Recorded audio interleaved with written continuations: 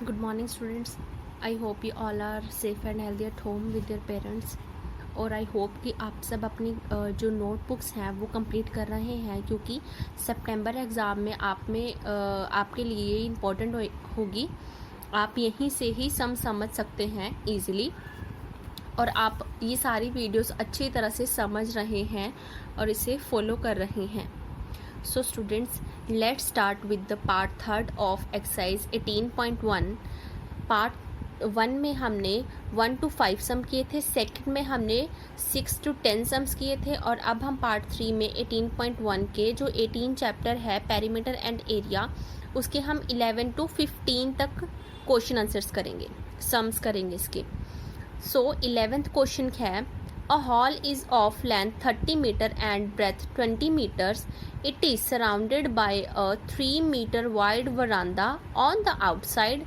Find the area of the veranda. Also find the number of tiles of dimensions 50 centimeter multiply 50 centimeter, which will be required to cover the veranda.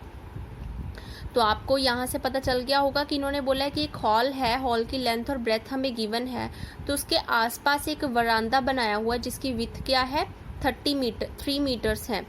तो हमने उसका area find करना है।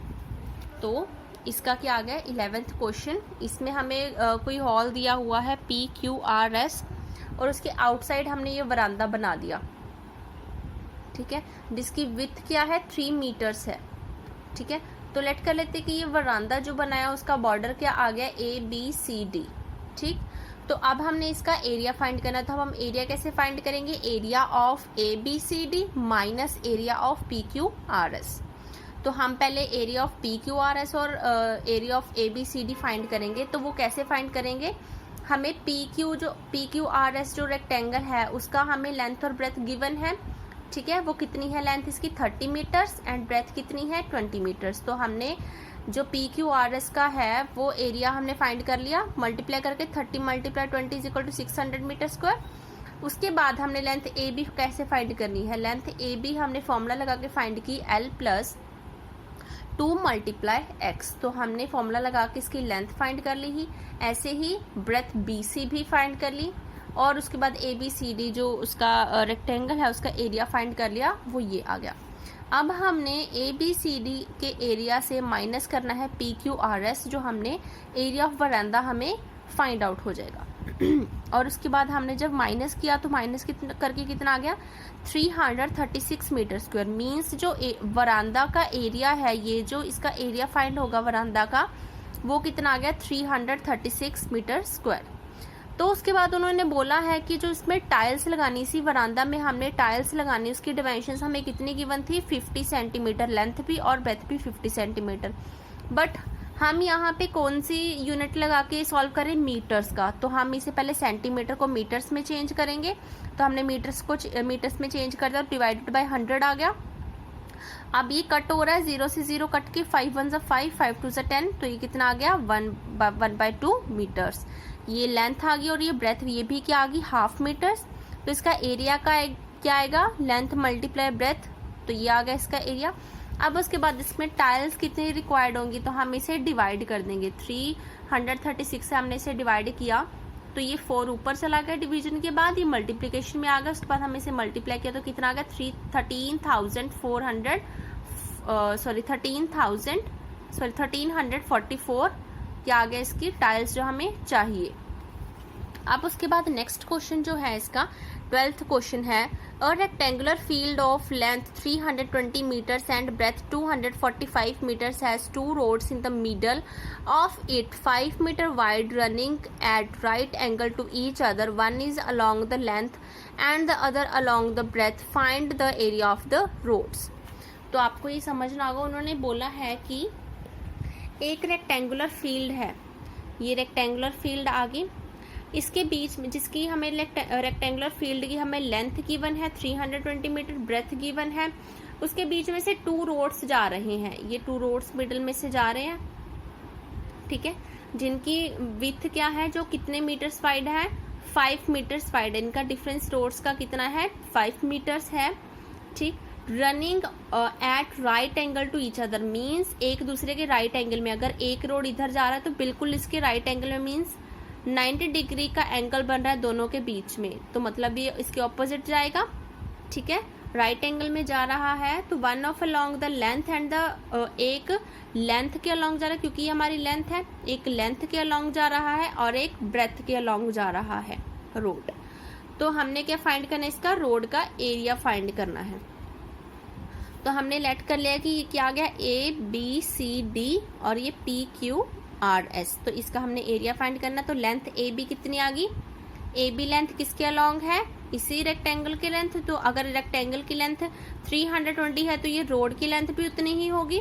और breath हमें BC कितनी given है, 5 metres, तो इसका एरिया ये आ गया। उसके बाद PQRS का हमने ऐसे एरिया फाइंड करना है। PR कितना आ गया, 245 मीटर क्योंकि ये ब्रेथ के अलोंग है। और उसके बाद इसकी ब्रेथ कितना आ गया, कितना वाइड है ये, 5 मीटर्स, तो हमने ये भी क्या लगा दिया, 5 मीटर्स। इसका भी हमने एरिया फाइंड कर लिया।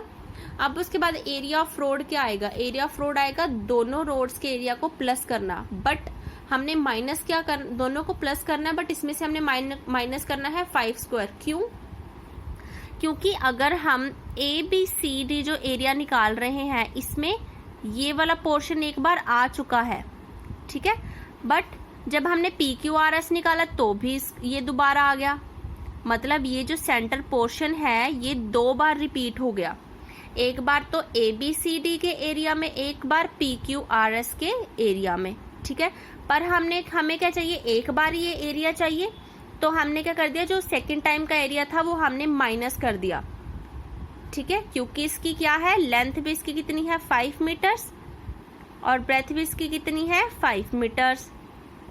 ओके, तो हमने इसको मल्टीप्लाई किया तो कितना आ गया, 5 स्क्वायर आ गया, तो हमने ये इतना एरिया एक बार माइनस कर दिया, तो हमारी लेंथ, तो हमारा एरिया कितना आ गया, 2800 मीटर स्क्वायर। अब उसके बाद 13 क्वेश्चन है, a triangular field is of base 24 metre and height is 15 metre, find the cost of laying grass inside the field at the ₹15 per square metre. तो हमें एक ट्रायंगुलर फील्ड दी है, उसका बेस जो हमें इतना दिया है, हाइट इतनी दी है, तो हमने सिंपली एरिया का फॉर्मूला लगा के हमने इसका क्या एरिया फाइंड कर लिया, कितना आ गया वो 180 मीटर स्क्वायर जो एरिया आ गया। उसके बाद यहाँ पे क्या लगानी है, ग्रास लगानी है इस एरिया पे, तो उसका पर मीटर स्क्वायर का खर्चा कितना है, 15 रुपीज। तो 180 मीटर में अगर हम लगाएंगे तो कितना खर्चा आएगा उसको, तो हमने सिंपली मल्टीप्लाई कर दे तो कितना आ गया, ₹2700 रुपीज के आगे इसका कॉस्ट आ गया। तो आगे आपका आ गया 14th question, the ratio of base to height of a triangle is 3:1 if the cost of cultivating the field at ₹28 per square meter is 9450, find its base and height।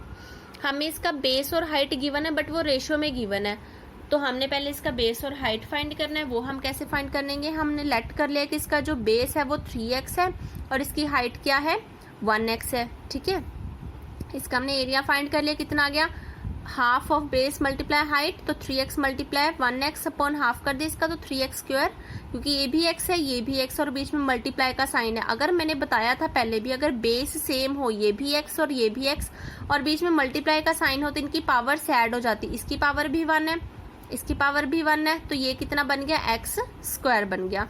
उसके बाद cost of cultivating the field, हमें ये मतलब हमें cost given है, ठीक है, तो हम इससे भी एरिया फाइंड कर सकते हैं। हमने टोटल कॉस्ट में से पर यूनिट कॉस्ट को डिवाइड कर दिया तो हमारे पास ये एरिया आ गया। ठीक है, ये कितना आ गया, मीटर स्क्वायर। ओके, ये मीटर स्क्वायर एरिया आ गया। अब हमने दोनों एरियाज को आपस में कंपेयर कर दिया, तो कंपेयर करने के बाद यहाँ पे एक्स स्क्वायर इधर ही रहने दिया, 2 डिनोमिनेटर में था, ऑपोजिट साइड जाके क्या आ गया, न्यूमिनेटर में, और 3 न्यूमिनेटर में था, ऑपोजिट साइड जाके क्या आ गया, डिनोमिनेटर में। तो x square is equal to हमने मल्टीप्लाई और डिवाइड कर दिया तो कितना आ गया, 225। तो x square is equal to अगर हम 15 का स्क्वायर करेंगे तो 225 बनता है, तो हमने क्या कर दिया, 15 का स्क्वायर कर दिया, ये क्या आ गया, 2 में से 2 आपस में 2 से 2 कट गए, तो एक्स की वैल्यू क्या आ गई, 15। तो हमने ये एक्स की वैल्यू कहाँ पे पुट कर देनी है, बेस और हाइट पे। तो 3 मल्टीप्लाई 15 कितना आ गया 45, और हाइट कितनी आ गई 1 multiply 15 is equal to 15 metres. ठीक, अब उसके बाद लास्ट क्वेश्चन जो इस एक्सरसाइज का है वो है the base of the triangular field is 840 metres and its altitude is 550 metre, find the cost of reaping the field at the rate of 2500 per hectare.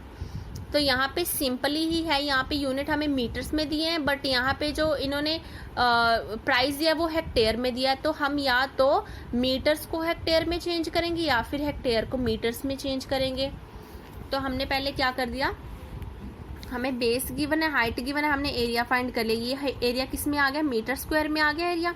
अब उसके बाद हमने क्या करना है, ये जो हमें मीटर्स में दिया था हमने मीटर्स को किस में चेंज कर दिया, हेक्टेयर में।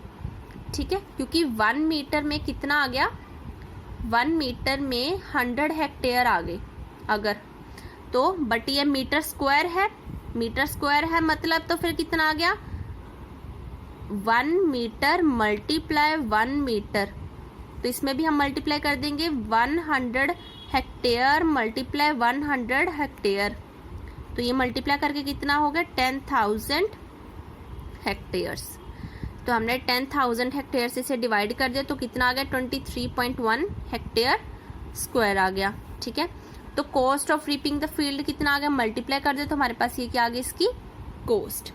तो स्टूडेंट्स आई होप कि आपको ये चैप्टर ये एक्सरसाइज अच्छी तरह से समझ आई होगी और आप अपनी कॉपीज टाइम पे कंप्लीट कर रहे होंगे। Thank you.